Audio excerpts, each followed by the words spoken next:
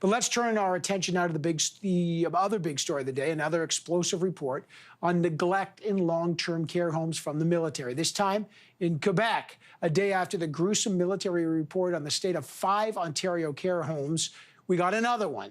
The long-term care homes, at 25 of them in Quebec, the military have been called in to help out. But like yesterday, they went from helpers to whistleblowers, documenting a lack of staffing, a misuse of PPE. The Quebec premier said, as a response, he's going to hire, get this, 10,000 PSWs, personal support workers, this summer to deal with the shortages. He says he's going to pay them between $21 an hour for training and then $26 an hour. That will include a government pension and benefits. He also wants the military to stay until September, months longer than they ever intended.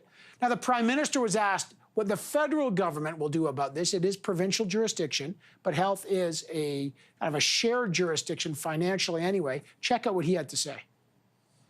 I plan on raising what's happening in nursing homes and long-term care facilities with the premiers during our weekly call. I will once again offer our government's support as they try to get the situation under control. As I've said many times, we need to do a better job of caring for seniors. So, what can they do, and how long and how should the military stay at these facilities? Why did they feel the need to file these reports? Let's find out. The Federal Minister of Defense, Harjit Sajjan, joins us now. And Minister, always good to talk to you, and hope you and the family are doing well. These reports were penned by military personnel. Can you tell us when you were first made aware of some of the truly awful things happening inside these long-term care homes? No, so I was on May 22nd when I read the report. We knew that a report was being compiled because of some of the observations that our people were making, and it's prudent to do so. And I just want to also, this is what our troops are always trained to do, is when they witness things that are not appropriate, it is their obligation to be able to report it. I want to also emphasize that this was being reported to the long-term facilities management as this was going on. But then what the leadership in the Canadian Armed Forces did was compile that report, and then that report went through the chain of command and ultimately to me, and I forwarded to the Minister of Public Safety so they can actually push it back down to the Provincial Attorney General so that action could be taken from the higher level. But I want to emphasize, this information was being sent as it was being observed. It was being sent as it was being observed, you say, but it was being sent to the long-term care homes. Let me just ask you, what triggered the military to go from helpers to whistleblowers, sir? Was there a single incident, or was there just so much bad stuff they were seeing that they felt that they needed to prepare this report? No, it's actually, I think whistleblowing it's not a way to characterize this. Is the military is trained, our personnel, if you observe something that is not appropriate, is to be able to note it down and report it to the appropriate people so it can be corrected, and that has been done. But given the observations that were being made, the leadership on the ground made the decision to making sure that it was collated and put into a report and pushed upwards.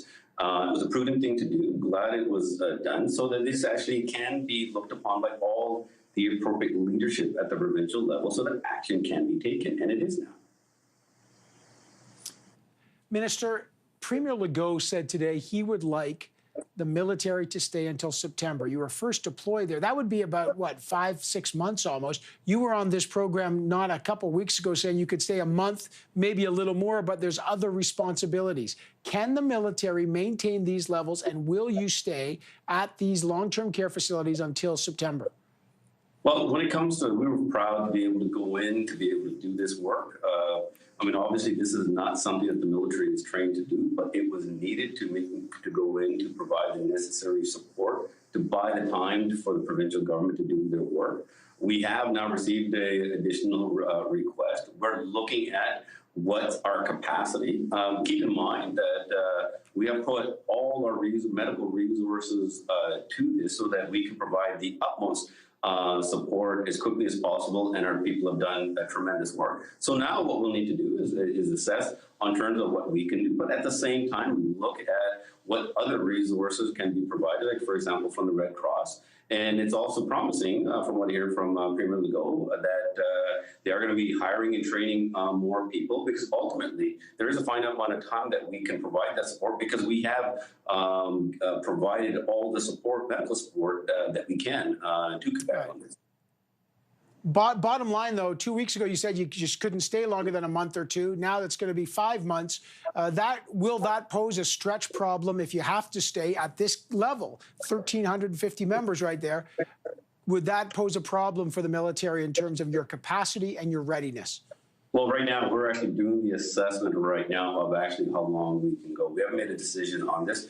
We have to do the appropriate analysis to see the impact that it has on us, to determine actually how far can we go. But this will also be done with the Quebec government officials, to making sure that we can actually come up with a plan, because we're not the only resource there. Minister of Public Safety has been working diligently with the Minister of Health to getting the support for the Red Cross. And so this is going to be a team effort to get this done. But when it comes to us, there's a finite resource for when it comes to our capacity. And we have to be mindful that our folks have been working there 7 days a week on 12-hour shifts. So we do need to be mindful of how we look after them as well. Minister, this has now fallen on calls on the federal government to step in. This is provincial jurisdiction, although health is a shared responsibility, as you know. If we can imagine similar things are happening in long-term care homes around the country, is your government going to commit to a national inquiry? Is your government interested in moving all long-term care facilities under the Canada Health Act and setting national guidelines? Are all those on the table? I think these are very important discussions that the Prime Minister will have with the premiers about this. The observations by the military, he just highlighted, as you stated before, a lot of things that were being reported earlier, and the urgency to do this. And this pandemic has brought a lot of these situations forward. And the federal government, even though it is not our jurisdiction, we are providing as much support as we can, because ultimately we need to support Canadians, and we are. Right. Let me just quickly move to another issue, but it is security related, the Meng Wanzhou case. You know that the ruling just came down this afternoon, and that her plea to have this tossed out and get sent back to China was rejected. The double criminality was held up. Chinese state media responded by calling Canada a pathetic clown. It will say it will make ties with China worse than ever. They're furious at this. As the defense minister, are you concerned that China poses a national security threat? Are you concerned they will retaliate? Well, first of all, I'm very proud of our democracy and the independence of our judicial system. And this case will take its course through an independent process. When it comes to the reactions of the Chinese government, their language that they use is up to them. Obviously, this is not very diplomatic, and we will do this in a manner that we've always done. We take the appropriate steps in a diplomatic fashion, stand up for our own democracy, as we have done, but more importantly, stand up to our two Michaels that have been arbitrarily detained because of this, and we'll always continue to demand their release. You could demand their release, but are you concerned, just real quick, more specifically, are you concerned for their safety now in the wake of the Chinese reaction? We've been concerned for them from day one. I mean, they've been languishing in jails. We've been asking for humane treatment for them. And this is something that we'll continue to demand. We'll obviously look at But I'm just saying, is that enough? Like, with all due respect, is that enough? If they've been detained for improperly, and we're losing you there, for over 500 days, sir, China's furious. If they were improperly and illegally detained before this decision, are you expecting them to suffer a severe fate? We're going to continue to work every channel, work every option, and be very strong in regards to our position here.